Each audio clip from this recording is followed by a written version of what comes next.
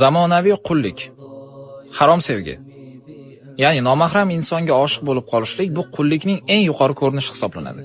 Erta tonggacha bilan suhbatlashib chiqishlar, kechalari uchun yig'lab, qovoqlashib ketishlar, yonimga yetib keldisa yugurib yetib borishlar, kerak bo'lsa namozlarni qazo qilib yuborishlar.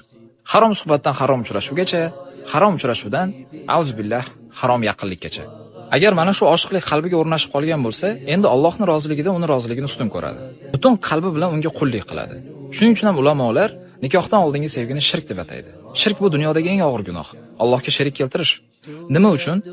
Chunki Alloh taolo g'azab qilgan amallardan yiroq bo'lish o'rniga u g'azab qiladigan amallardan yiroq bo'lishni ustun ko'radi. Hijob kiy desa kiyadi, uyda o'tir desa o'tiradi va bunga ajram olmaydi. Chunki Alloh taolo allaqachon oyatda aytib bo'lgan: "Jilboblaringizni ustingizdan tashlab yuring, uyingizda viqor bilan o'tiring." Hattoki Allohning diniy yo'lida qilmagan infoq ehsonlarini uni rozilik uchun qilib yuboradi.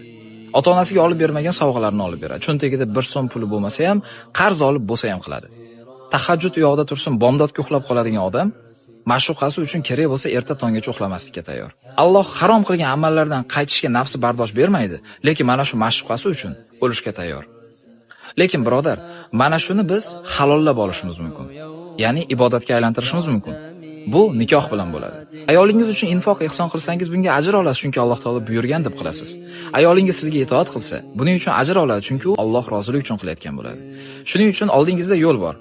Bu harom sevgi, ya'ni qullik yoki Allohga ibodat qilib halol nikoh.